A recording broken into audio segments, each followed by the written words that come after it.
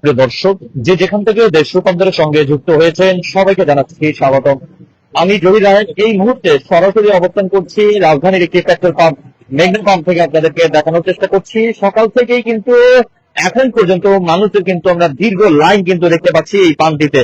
সরকারি ছুটির দিনেও রাজধানী সহ সারা দেশে মহাসড়ক ও জেলা শহরের পেট্রোল পাম্প গুলো দেখা গেছে দীর্ঘ লাইন, কোথাও কোথাও ঘন্টার পর ঘন্টা কিন্তু অপেক্ষা করে তেল পাচ্ছে না গ্রাহকরা। দেশের বিভিন্ন স্থানে চরম ভোগান্তি বিশৃঙ্খলা পরিস্থিতি কিন্তু সৃষ্টি হয়েছে। আমরা যেমন এই মুহূর্তে আপনাদেরকে দেখানোর চেষ্টা করছি মেঘনা পাম্প থেকে আপনাদেরকে দেখানোর চেষ্টা করছি।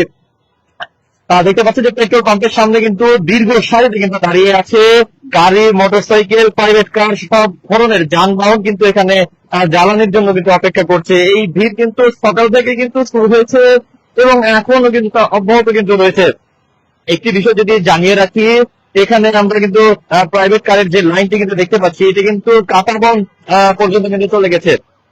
পাশাপাশি এখানে কিন্তু মোটর সাইকেলও কিন্তু রয়েছে, এটিও কিন্তু দীর্ঘ লাইন কিন্তু চলে গিয়েছে একদম কাঁটাবন মোড় পর্যন্ত কিন্তু আমরা দেখেছিলাম এই লাইন কিন্তু চলে গেছে।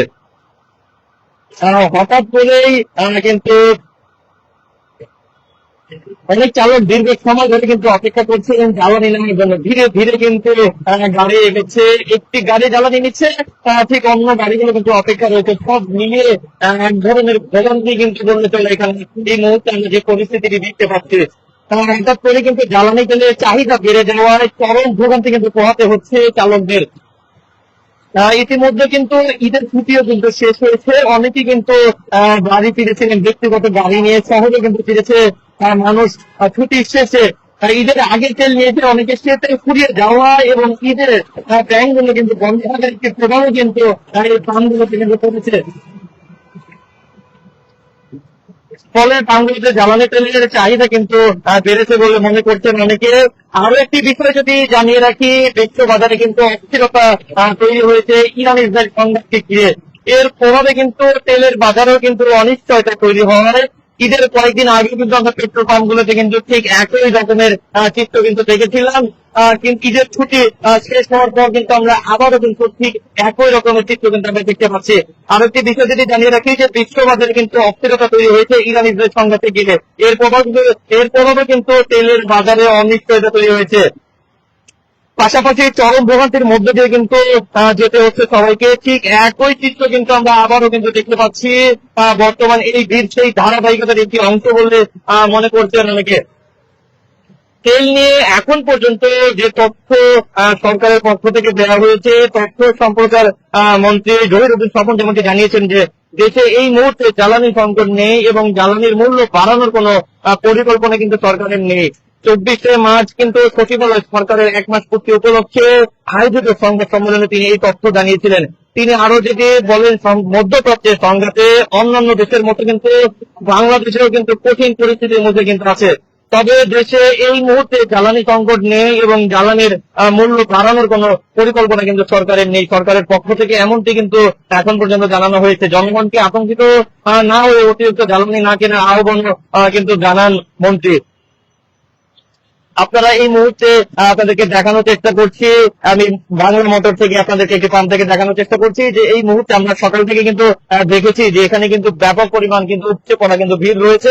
অনেকের সঙ্গে কিন্তু আমরা কথা বলেছি, তারাও যেমনটি জানিয়েছে এখানে ঘন্টার পর ঘন্টা কিন্তু তারা কিন্তু অপেক্ষা করছে এবং সার জমিনে কিন্তু আমরা অনেকগুলো পাম্প কিন্তু ঘুরেছি এবং সেই পাম্প গুলোতে ঘুরে ঘুরে যেমনটি দেখলাম বেশ কিছু পাম্প কিন্তু তেল না থাকায়, পর্যাপ্ত গাড়ি না আসে কিন্তু তাদের পাম্প গুলো কিন্তু বন্ধ কিন্তু রয়েছে এবং আমরা এই মুহূর্তে যে পাম্পটি রয়েছে এখানে কিন্তু পর্যাপ্ত পরিমাণ তেল রয়েছে এবং অন্যান্য আশেপাশে যে পাম্প গুলো রয়েছে এর কয়েকটি পাম্প কিন্তু আমরা দেখেছি বন্ধ এবং এই পাম্পটি খোলা থাকে এখানে ব্যাপক পরিমাণ ভিড় জমেছে এমনটি কিন্তু মনে করছেন এখানকার যে পাম্প কর্তৃপক্ষ যারা রয়েছেন তারা।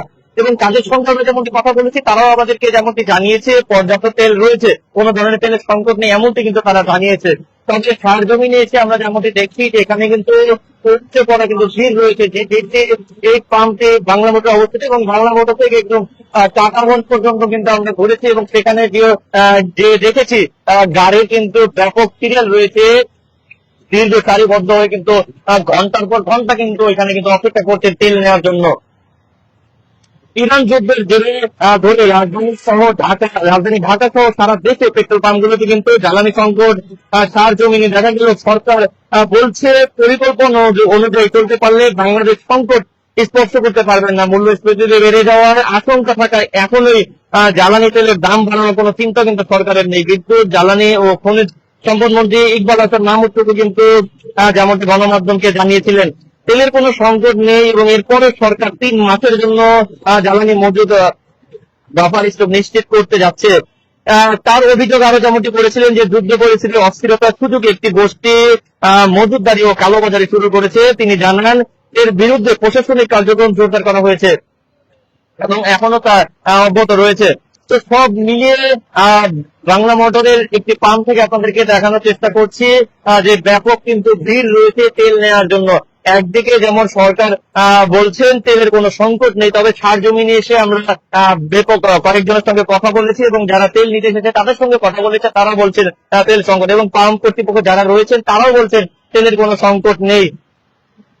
তবে বাস্তব চিত্র কিন্তু আমরা এখানে ভিন্ন দেখতে পাচ্ছি। তো সব মিলিয়ে পেট্রোল পাম্পে উপচে পড়া ভিড় কিন্তু আমরা লক্ষ্য করছি। সকাল থেকে যানবাহনের চাপ এবং দীর্ঘ লাইনের কারণে কিছুটা ভোগান্তি থাকলেও মানুষ কিন্তু ধৈর্য ধরে কিন্তু অপেক্ষা করছেন। পরিবাগের পাশেই মেঘনা পাম্প থেকে। এই ছিল আমার কাছ থেকে এখনকার মতন সর্বশেষ। পরবর্তীতে আপডেট পেতে দেশ রূপান্তরের সঙ্গেই যুক্ত থাকুন।